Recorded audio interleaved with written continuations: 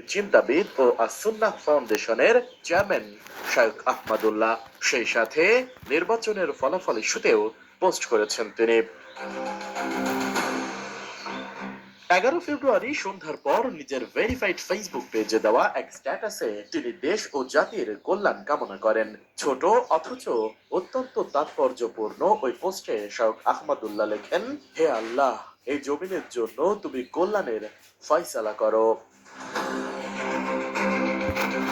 নির্বাচনের ঠিক আগ মুহূর্তে তার এই আবেগঘন দোয়া ধর্মপ্রাণ ভোটার ও অনুসারীদের মনে গভীর দাগ কেটেছে। মুহূর্তের মধ্যেই পোস্টটি হাজার হাজার মানুষ শেয়ার করে আমিন আমিন ধ্বনিতে মুখরিত করেন কমেন্ট বক্স।